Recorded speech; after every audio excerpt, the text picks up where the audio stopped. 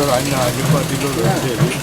ఇక్కడికి మొదటి నుంచి కూడా ధర్మభిక్ష కానీ, బిఎన్ రెడ్డి కానీ, మల్లు స్వరాజ్యం కానీ వీళ్ళందరూ వచ్చారు ఇక్కడ. ఆఖరికి ఒకసారి విమలక్క వచ్చి పాటలు పాడిపోయింది. ఆ విధంగా ఈ కార్యక్రమం జరుగుతూ ఉంటే ఎన్నో నిర్బంధాలు ఆకాంక్ష ఏంటంటే ఇప్పుడు ప్రజాప్రభుత్వం ఈ ప్రభుత్వం వచ్చినాక దీన్ని ప్రజాపాలన కిందకి చూసి ప్రజాపాలన కింద డిక్లేర్ చేశారు కదా. సంతోషం. ప్రభుత్వానికి కృతజ్ఞతలు చెప్తూ ధన్యవాదాలు.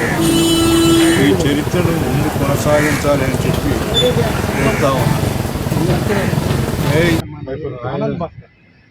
ఆయన దాన్ని కొనుక్కోవాలనే ప్రయత్నం చాలా చేశారు.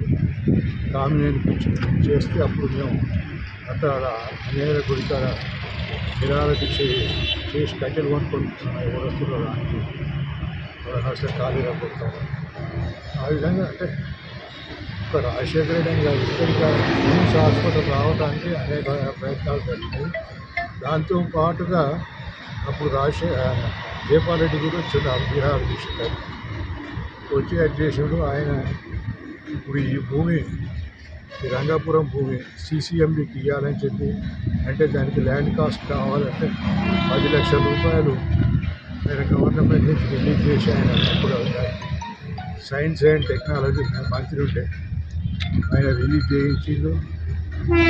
ఆ డబ్బులు కలెక్టర్ దగ్గర డిపాజిట్ చేశారు. అంతకుముందు CCMB వాళ్ళు కూడా 3 లక్షలు 4 లక్షలు కట్టారు. ఇప్పుడు ఆ పైసలు పోయినాయి. అవి ఎవరు తిన్నాడు, ఏమైంది,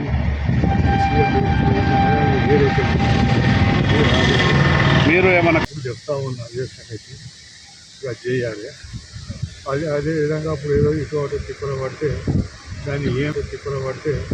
దాన్ని ఎయిమ్స్గా రికగ్నైజ్ చేసి మెడికల్ కాలేజ్ పెట్టించి ఇప్పుడు ఎయిమ్స్గా చేసి దాంట్లో లోకల్ వాళ్ళకి వస్తలేదంటే లోకల్ వాళ్ళకే ఎవరికి రాదు.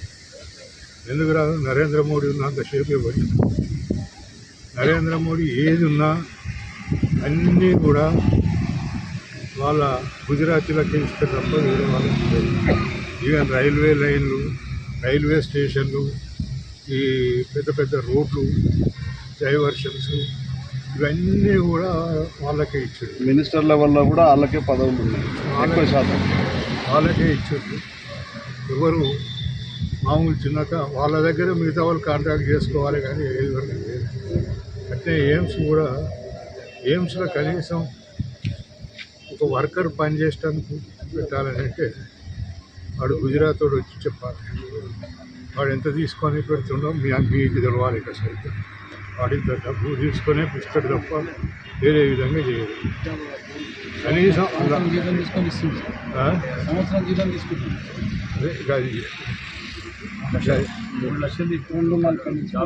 తీసుకొని అలా ఏది వర్కర్గా టెక్నికల్గా ఆ విధంగా చేస్తూ ఉన్నారు. దాన్ని ఎదుర్కొంటేందుకు మనం అందరం దానికి ఎదుర్కోవాలి. అదేవిధంగా రాష్ట్ర హైకోర్టును కూడా ఈ నారపల్లి కాడ కట్టమని చెప్పి అడిగింది. నారపల్లి కాడ నందనవనానికి అపోజిట్లో 300 ఎకరాలు ఉంది. గుట్టల కంచె అంటారు దాన్ని. దాంట్లో పెట్టమని చెప్పి నేను ఇప్పుడు కాదు రోషయ్య గారు ఉన్నప్పుడు కూడా రిప్రజెంటేషన్ ఇస్తే రోషయ్య నాకు కలిసి చెప్తున్నాడు, నర్సన నన్ను ఏం చేయమంటావు, మేము చీఫ్ జస్టిస్ పంపించిన ఆయన ఇక్కడ అంతా మిలిటరీ స్థలం ఉంది. మళ్ళీ ఈమెని అడిగిండదు.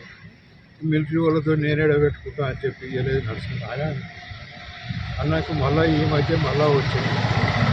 వచ్చినప్పుడు కూడా మేము ఈయనకు రేవంత్ రెడ్డి గారికి రిప్రజెంటేషన్ పంపించినాం. మాకు అందుబాటులో ఉన్నదొప్పంగా తీసుకొని ఎట్లా చేయాలి. యాక్చువల్గా ఏంటంటే ఇప్పుడు ఉప్పటి నుంచి వచ్చే ఫ్లైఓవర్ బ్రిడ్జ్ అవుతుందో అది ఆడికొచ్చే ఆగిపోతుంది. నారపల్లికి ఎండ్ అవుతుంది, ఆడనే ఎండ్ అవుతుంది. మరి ఆడ 300 ఎకరాల జాగా నేషనల్ హైవే మీద వస్తుందంటే ఈ ప్రాంతం అభివృద్ధి అవుతుంది, చేయాలని చెప్పి అని అడిగినాం. ఇక మరి అది కాదు అని మేము ఏదో కాలేజీలో పెడతాం, ఆడ పెడతామని అంటున్నారు. మేము మా ప్రయత్నం చేస్తున్నాం కానీ మా ప్రయత్నం చిన్నది. నేను దీన్ని ఇక్కడ ప్రజాప్రతినిధులకు కూడా చెప్పిన అందరికీ, వాళ్ళు కూడా అవునే కావాలి అన్నారు. అది అవుతలేదు. ఇదే కాకుండా వీటన్నిటికంటే మొదలు నేను సర్వే సత్యనారాయణ మంత్రిగా ఉన్నప్పుడు గట్కేశ్వర్ నుంచి ఎంపీ ఉన్నప్పుడు ఒకసారి ఆయన దగ్గరికి పోయి చెప్పిన, అయ్యా రైల్వే వ్యాగన్ ఫ్యాక్టరీ వస్తుంది, అది గట్కేశ్వర్లో పెట్టి. మేము చిన్నగా ఉన్నప్పుడు చూస్తే ఎవడన్నా పిల్లగాడు సైకిల్ మీద టిఫిన్ కట్టుకొని ఇటు వస్తున్నాక ఎక్కడ పోతున్నా అంటే గట్కేశ్వర్ గ్రూప్ బాండ్ కంపెనీలో పనిచేసినందుకు పోతున్నారు అని. ఎవరైనా పిల్లలు పుస్తకాలు సంఖ్యలో పెట్టుకొని బస్సు ఎక్కినట్టు ఏడికి పోతున్నా అంటే గట్కేశ్వర్ గురుకుల పాఠశాల చదివేటందుకు పోతున్నాం అని. ఆ విధంగా రెండు పిల్లలకు ఉద్యోగం, చదువు ఇవన్నీ దొరికాయి. అట్లాంటిది అవన్నీ పోయినాయి. ఇప్పుడు ఏది వస్తలేదు. ఈ రైల్వే వ్యాగన్ ఫ్యాక్టరీ వస్తే బాగుంటుంది. బాగా ఎన్ఎఫ్సి నగర్ ఉంది కదా, ఏనే పక్క రైల్వే ట్రాక్ ఆడుకొని ఉంటుంది, బాగుంటుంది. బాగా చెప్పిన పెద్ద మనిషి, నువ్వు చెప్పినావు కదా చేస్తాను అని ఆయన ఇటు అటు తిప్పలవాడి అందులో 3 ఎకరాలు భోంచేసిండు. ఇప్పుడు అది ఏదో ఫంక్షన్ హాల్ పెట్టి మరి అది ఆంజనేయులు నేను ఏంటంటే బీబీ నగర్కి రావాలన్నాం.